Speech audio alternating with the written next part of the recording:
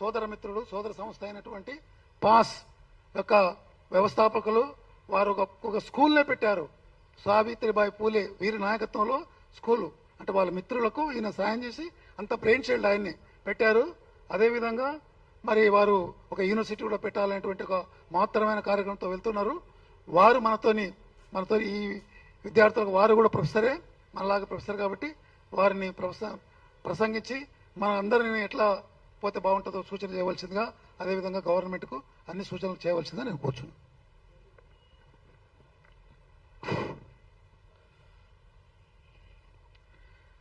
Democratic all teachers association నిర్వహిస్తున్న press కాన్ఫరెన్స్కి హాజరైన media ప్రతినిధులు మరియు డాటా ప్రతినిధులు, ఇతర శ్రేయోభిలాషులు అండ్ వేదిక మీద ఉన్న పెద్దలందరూ, అందరికీ వెరీ గుడ్ ఆఫ్టర్నూన్.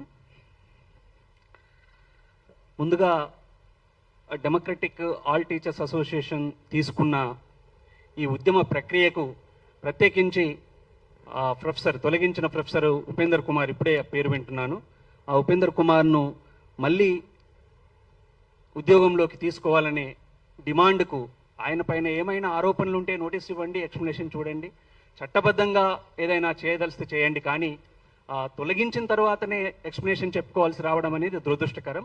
కనుక తప్పనిసరిగా ఆయన్ను విధుల్లోకి తీసుకోవాలనే డాటా డిమాండ్కు పూలే అంబేద్కర్ ఆలోచన సమితి రాష్ట్ర అధ్యక్షులుగా మరియు మా ప్రధాన కార్యదర్శి ఉన్నారు ఇక్కడే డాక్టర్ సత్యం, మేము అధ్యక్ష ప్రధాన కార్యదర్శులుగా దీనికి పూర్తి ఏకీభవిస్తున్నాం, ఆ డిమాండ్తో ఏకీభవిస్తున్నామని తెలియజేస్తున్నాను.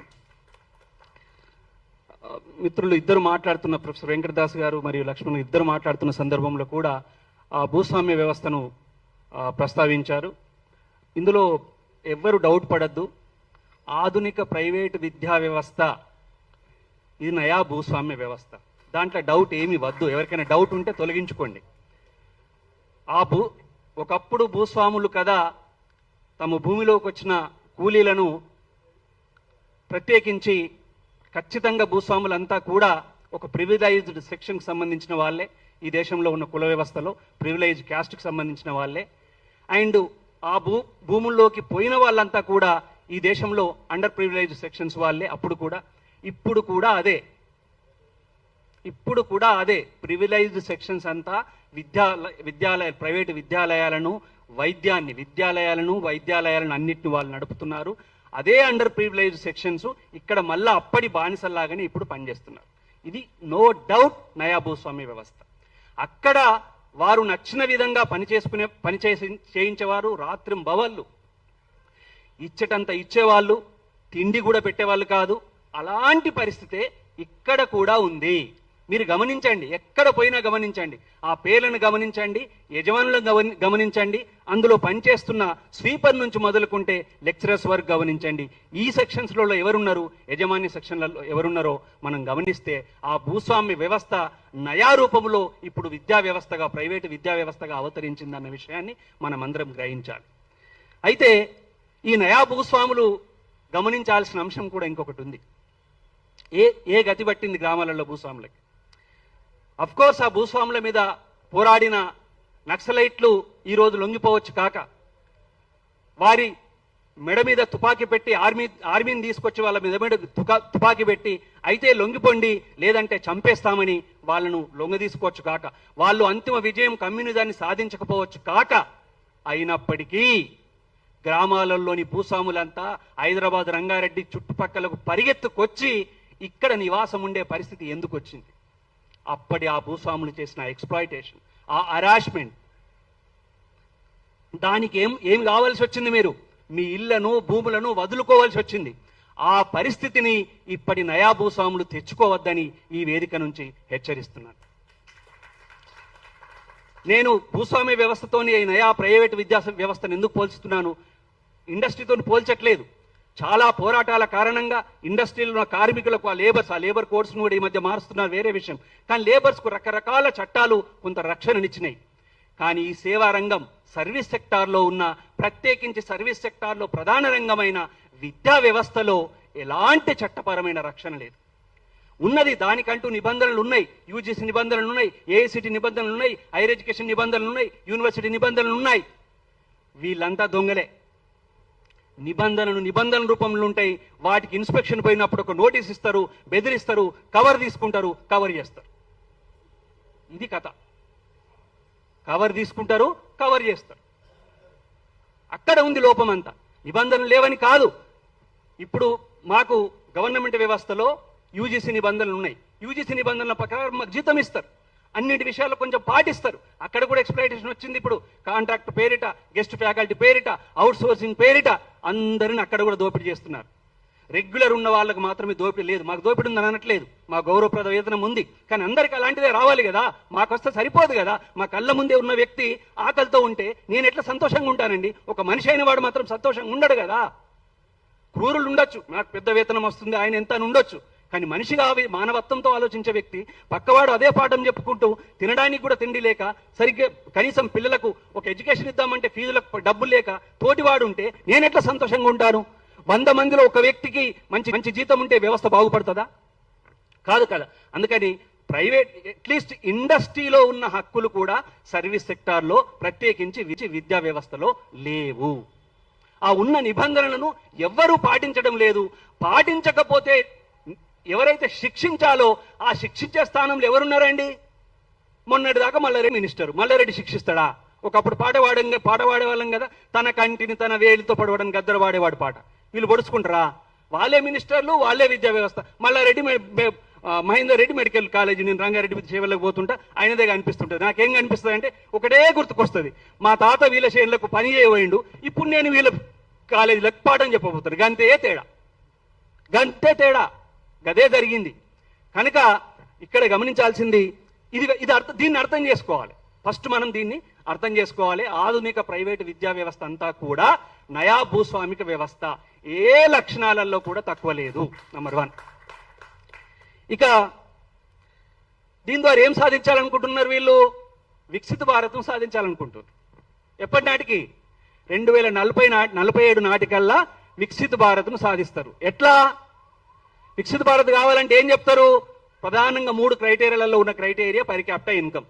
పర్ క్యాపిటా ఇన్కమ్ ఆ రోజు నాటికి 18 లక్షలు, ప్రతి ఒక్క వ్యక్తి సంవత్సర ఆదాయం 18 లక్షలు అయితే అది 2047లో వికసిత భారత్ అవుతుంది. ఇప్పుడైతే 13 లక్షలు దాటితే చాలు. మరి దాటుతుందా? ఉందా ఆ వేతనం? ఇక్కడ పనిచేస్తుండొచ్చు ఒక అమ్మని అడగండి, అమ్మ జీతం ఎంతనో? ఎక్కువ అంటే 10,000 ఉంటుంది. ఈ 10,000 అనార్గనైజ్డ్ సెక్టార్లో ఈ దేశంలో 90% పనిచేస్తుంది. Unorganised sector. వీళ్ళ జీతాలన్నీ కూడా హైదరాబాద్లో ఒక మంచి ఇల్లు అద్దెకు రాదు అలాంటి జీతాలు. ఒక మంచి స్కూల్లో అడ్మిషన్ ఇప్పించలేడు అలాంటి జీతాలు. వైద్యానికి పోతే ఖర్చులకు సరిపోవు అలాంటి జీతాలు. 10,000, 15,000, 20,000, 25,000, చివరికంటే ఒక 30,000. గవర్నమెంటే కదండి సిగ్గు లేకుండా ప్రకటించుకుంది కనీస వేతనం 22,000 అని ప్రకటించుకుంది. మంది ఎటు సరిపోద్దండి 22,000?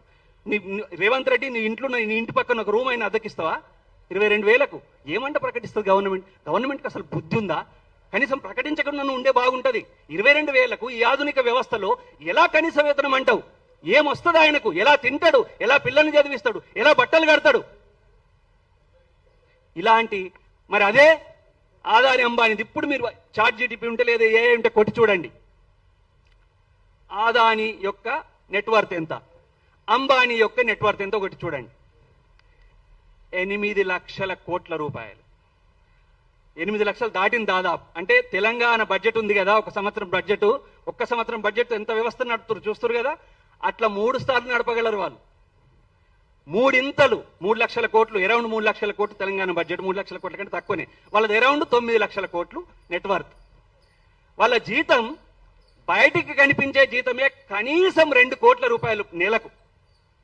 వాళ్ళు యావరేజ్గా చూపిస్తున్నదే 15 కోట్లు అంబానీ, ముఖేష్ అంబానీ యొక్క జీతం. ఒక ఆయన జీతం ఏమో 1 కోటి రూపాయలు. ఎట్లా లెక్కేసారు చెప్పన్నా? 2047లో గుర్తుపెట్టుకోండి, ఖచ్చితంగా భారతదేశం అభివృద్ధి చెందిన దేశం, వికసిత భారత్ అని ప్రకటిస్తారు. ఎట్లా? ఆయన రూపాయలు 1 కోటి రూపాయలు. నీ జీతం ఎంత? 1 లక్ష రూపాయలు అనుకో సంవత్సరానికి. 1 కోటి 1 లక్ష రూపాయలు. ఇద్దరిది 1 కోటి 1 లక్ష డివైడెడ్ బై 2 అంటారు. అట్లా నేను ఇద్దరిని ఎగ్జాంపుల్ చెప్తున్నా, అందరు చూస్తారు. డివైడెడ్ బై 2 అంటే ఎంత అయిపోతుంది? ఇద్దరిది 50,50,000. ముఖేష్ అంబానీ 50,50,000 మన నర్సన్నది. ఇద్దరు 50 లక్షలు దాటింది కదా, ఇంకేం కావాలి? వికసిత భారత్ వచ్చింది అంటారు. దీనికోసం ఏం చేస్తున్నారు? ఇగో ఇలాంటి కాకులన్నింటిని ఖతం చేస్తుర్రు గద్దల కోసం. వాళ్ళ ఆదాయాన్ని పెంచుతారు. ఆదాని అంబానీ లాంటి మల్లారెడ్డి లాంటి వాళ్ళ ఆదాయాన్ని పెంచి ఈ యొక్క కాకులను కొట్టి ఆ గద్దలను పెంచే ఒక వికసిత భారత్ను వీళ్ళు సృష్టించబోతున్నారు. కాకుల్ని కొట్టి గద్దలకు వేసే వికసిత భారత్ అండి. వీళ్ళకి ఏది సరిపోలేదు, కర్రె గుట్టలు కూడా సరిపోలేదు, అన్ని ఇచ్చేసినారు ఆదాని అంబానీలకు. ఇక కర్రె గుట్టలు మీద కూడా ఇచ్చేస్తామని చెప్పి కర్రె గుట్టల్లో ఉన్న అన్నలేడా గిరిజనులను మేలుకొల్పుతారో వాళ్ళ ఆయుధాలు పట్టుకుంటే మా గద్దెరాయణ దిగుతుంది అని చెప్పి ఆ ఉన్న ఆర్మీ అంతా కర్రె గుట్టల్లో దించి వాళ్ళని కథం పట్టించారు. వీళ్ళు చేసే మాటలు అంటే నేను చెప్పదలుచుకుంది ఏంటంటే వీళ్ళు సృష్టించబోయే వికసిత భారత్ ఏంటంటే అది కొందరి వికసిత భారత్, అందరి వికసిత భారత్ కాదు, ఇంక్లూజివ్ వికసిత భారత్ కాదు. కనుక మనం ఇంక్లూజివ్ వికసిత భారత్ అన్ని సెక్షన్ల ఆదాయం ఆయనకుండని కాక మనం అద్దంటలేం. కాన్సన్ట్రేషన్ ఆఫ్ ఎకానమీ జరిగిపోయి గంగలబోని. కానీ మా ఆయనకు ఒక 12 లక్షల తలసరి ఆదాయం కావాలి. నెలకు ₹1,00,000 జీతం ఉంటే కనీసం బతకగలడు. మీరు చెప్తున్న 13 లక్షలు యావరేజ్గా కాదు, దొంగ లెక్కలొద్దు. యావరేజ్ అంటేనే ఒక దొంగ లెక్క. మీరు అందరు తీస్తాడు నా జీతం 3 లక్షలు, సార్ జీతం 3 లక్షలు, సార్ జీతం 3 లక్షలు, మీది 10,000, 15,000, 50,000, అందరిది యావరేజ్ తీసి అందరిది 55,000 ఉంది చూడండి, అందరు మంచిగా ఉన్నారు చూడండి అంటారు. ఇది దొంగ లెక్క. యావరేజ్ అంటేనే మా ఎకనామిక్స్ లో స్టాటిస్టిక్స్ లో ఒక దొంగ లెక్క. దాన్ని చూపించేసి ఏం చేస్తారు, వికసిత భారత్ వచ్చింది అని చెప్తారు. అలాంటిది కాదు మిత్రులారా. మినిమం స్టాండర్డ్ ఒక ఆదాయం ఉండాలి, మా వాళ్ళందరికీ ఉండాలి. అన్ని సెక్షన్ల ప్రజలకు కనీస జీవన ప్రమాణాన్ని గడపడానికైనా అలాంటి ఆదాయాన్ని ఇచ్చే, అందరి ఆదాయాన్ని ఇచ్చే ఇంక్లూజివ్ వికసిత భారత్ డిమాండ్ చేయండి.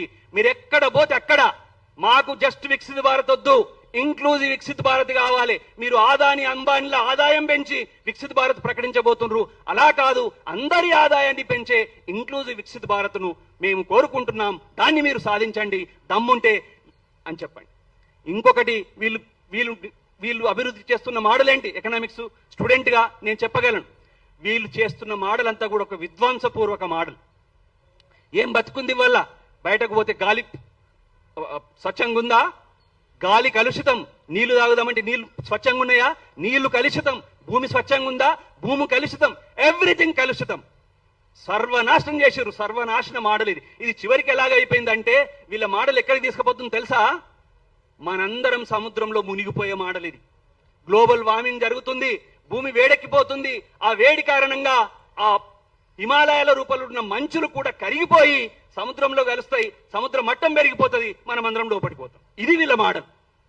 కనుక మిత్రులారా, ఈ వీళ్ళ మోడల్ కూడా, డెవలప్మెంట్ మోడల్ను కూడా మనం ప్రశ్నించాలి. మనం ఎలాంటి ఇండియాను కోరుకోవాలి అంటే ఇప్పటి జనాల యొక్క అవసరాలు తీర్చడమే కాదు, ప్రస్తుత తరం యొక్క అవసరాలు తీర్చడమే కాదు, భవిష్యత్ తరాల యొక్క ఆస్పిరేషన్స్, భవిష్యత్ తరాల యొక్క కోరికలని, వారి యొక్క అవసరాలని దృష్టిలో పెట్టుకొని ఒక అభివృద్ధి మోడల్ జరగాలి. ఈ విధ్వంసక మోడల్ కోరుకోవద్దు. దాన్నే ఎకనామిక్స్ లో సస్టైనబుల్ మోడల్ అంటాం. సస్టైనబుల్, సుస్థిర అభివృద్ధి మోడల్ అంటాం. అందుకని జస్ట్ వికసిత భారత్ కాదు, ఇంక్లూజివ్ అండ్ సస్టైనబుల్ వికసిత భారత్ మనం కోరుకోవాలి. అలాంటి ఇంక్లూజివ్ సస్టైనబుల్ వికసిత భారత్ కోసం ఒక దీర్ఘకాలిక పోరాటాన్ని మనం అందరం చేయాలి. దానికోసం ప్రజలందరినీ సన్నద్ధం చేయాలి. ఇలా వీరు చేస్తారా? ఆదాని అంబానీల చెప్పులు మోసే వీళ్ళు మొత్తం ప్రపంచమంతా తిరుగుతున్నాడు మోడీ. ఎవరి కోసమో తెలుసా? ఆశ్చర్యం వేస్తుందా ఎవరికైనా? Nothing doing. ఆదాని అంబానీల కాంట్రాక్ట్లు ఇవ్వడం కోసం తిరుగుతున్నాడు, ఇంకా ఎక్సెప్ట్ ఏమీ లేదు. వీళ్ళు ఇలాంటి ఇంక్లూజివ్ సస్టైనబుల్ వికసిత భారత్ను వీళ్ళు సృష్టించరు. కనుక మన ప్రజల్ని చైతన్యం చేసుకోవాలి. మనం ఇలాంటి లాంగ్ టర్మ్ లో ఇలాంటి ఇంక్లూజివ్ సస్టైనబుల్ వికసిత భారత్ కోసం ఒక దీర్ఘకాలిక పోరాటానికి మనం సిద్ధపడాలి. మేము రకరకాలుగా పూలే అంబేద్కర్ ఆలోచన సమితి తరపున గత 15 సంవత్సరాలుగా రాష్ట్ర వ్యాప్తంగా, ప్రత్యేకించి తెలంగాణ రాష్ట్ర వ్యాప్తంగా కొంత వ్యవస్థను ఏర్పాటు చేసుకున్నాం. ఇప్పుడు వచ్చే సంవత్సరం 2027 ఏప్రిల్ 11 నాటికి మహాత్మా జ్యోతిరావు పూలే జన్మించి 200 సంవత్సరాలు అవుతుంది. ఆ సందర్భంగా మేము ఒక పోస్టర్ పాంప్లెట్ తీసుకున్నాం, రిలీజ్ చేసినాం, మీకు చూపిస్తాం. ఈ సంవత్సరం పొడుగున, ఏడాది పొడుగున వాడవాడలా మహాత్మా జ్యోతిరావు పూలే ద్విశతాబ్ది జయంతి ఉత్సవాలను నిర్వహించండి అని చెప్తున్నాం. కారణం ఏంది? మహాత్మా జ్యోతిరావు పూలే ఈ దేశంలో ప్రజలందరికీ విద్య అని అనడానికి, మనం ఇవాళ విద్యను, ఈ దేశంలో మెజారిటీ సెక్షన్స్ అన్ని విద్యను అనుభవించడానికి పూలే కారణం. పూలే లేకుంటే ఇప్పటికీ మనకు విద్య అందేది అనేది ఒక ప్రశ్నార్థకరంగా ఉండేది. కనుక ఆ మహనీయుని తలుచుకుంటూ ఈ సంవత్సరం అంతా ఏడాది పొడుగున వాడవాడలా పూలే జయంతి ఉత్సవాలను జరపాలని పిలుపునిస్తూ పెద్ద పాంప్లెట్ తీసినాం, పెద్ద పోస్టర్ తీసినాం. మీరంతా కూడా అందులో భాగస్వాములు కండి. ఈ సందర్భంగా మేము వాడవాడకి వెళ్తాం, గ్రామ గ్రామానికి వెళ్తాం. గుర్తుంచుకోండి, నయా భూస్వామ్య వ్యవస్థ ప్రైవేటు విద్యాధికారులారా, మిమ్మల్ని అక్కడ ఎక్స్పోజ్ చేస్తాం. ప్రైవేటు విద్యా వ్యవస్థ ఈ సామాన్య ప్రజల్ని ఎట్లా పీల్చి పిప్పి చేస్తుందో చెప్తాం. మేము చెప్పి మీ మీద తిరుగుబాటు తెచ్చే లోపు మీరు మేలుకుంటే బతుకుతారు, లేకుంటే అప్పటి భూస్వాముల చావే మీరు చస్తారని ఈ వేదిక నుంచి హెచ్చరిస్తూ సెలవు తీసుకుంటున్నాను. ఈ అవకాశం ఇచ్చిన అందరికీ థ్యాంక్స్. మరెప్పుడన్నా వివరంగా మాట్లాడుకుందాం మా ఆర్గనైజేషన్ గురించి, మీ ఆర్గనైజేషన్ గురించి. ముఖ్యంగా ఆ డిమాండ్కు, ఉపేందర్ కుమార్ను ఖచ్చితంగా విధుల్లోకి తీసుకోవాలనే డిమాండ్కు, మరియు యూజీసీ నిబంధనలను, హైర్ ఎడ్యుకేషన్ నిబంధనలను, యూనివర్సిటీ నిబంధనలను అన్నింటినీ కూడా ప్రైవేటు విద్యాలయాలు పాటించాలి అనే డిమాండ్కు మేము సంపూర్ణ సహకారం తెలియజేస్తున్నాం. అధికారులు మీకు కొన్ని సెక్షన్స్, ఇప్పుడు ఉస్మానియా యూనివర్సిటీ ఆయన ఒక అణచబడిన జాతి నుంచి వచ్చిన సెక్షన్, విద్యా వ్యవస్థ బాగుపడితే మీ జాతి బాగుపడుతుంది. నువ్వు నిబంధనలను అమలు పరిస్తే పేరు తెచ్చుకుంటావు. ఆ నిబంధనలు తొంగలో తొక్కి ఎవరికో తొత్తుగా మారితే ఈ చరిత్రలో హీనుడిగా మిగిలిపోతావు. కనుక చరిత్రలో ఘనుడిగా ఉండాలంటే అబ్బా ఆ సారున్నప్పుడు నిబంధనలను అమలుపరిచి ఈ యొక్క ప్రైవేటు విద్యాలయాలను అణికించిండరా అనే పేరు తెచ్చుకో. అంగిపోయి ఒక ఈ చరిత్రలో హీనుడిగా మిగిలిపోకు, గర్వంగా చెప్పుకునేలాగా ప్రవర్తించమని ఉస్మానియా వీసికి కూడా నేను ప్రభుత్వ రంగ విద్యా సంస్థలో ఉన్నప్పటికీ కూడా విజ్ఞప్తి చేస్తూ సెలవు తీసుకుంటున్నాను. థ్యాంక్ యూ అనండాలి. థ్యాంక్ యూ అన్న, చాలా మంచి మీరు మద్దతు. తర్వాత మన కార్యక్రమాల్లో విద్య పైన పనిచేస్తామని చెప్పినందుకు కలిసి మనం పనిచేస్తాము, కూర్చొని మాట్లాడుకుందాము. ఇక్కడక్కడేం లేదండి, ఇంజనీరింగ్ కాలేజ్ అని కాదు, ప్రైవేట్ విద్యా వ్యవస్థ మొత్తం అంతే. మెడికల్లో కూడా తీసుకోండి. ఫైనల్ ఇయర్ లో విద్యార్థులకు నుండి ఫీ తీసుకోవద్దు, వాళ్ళకే ఇంటర్న్షిప్ ఇవ్వాలి, డబ్బులు ఇవ్వాలి. అలా చెయ్యరు. ఫైనల్ ఇయర్ లో కూడా మొత్తం ఫీజు తీసుకుంటారు, మళ్ళీ వాళ్ళకి ఇంటర్న్షిప్ ఇయ్యరు. మొత్తం భూస్వామ్య వ్యవస్థ కదా, అంతకు మించిన ఘోరమైన భూస్వామ్య వ్యవస్థ ఇది నయా ప్రైవేట్ విద్యా వ్యవస్థ. ఎస్ సార్, కరెక్ట్ అది.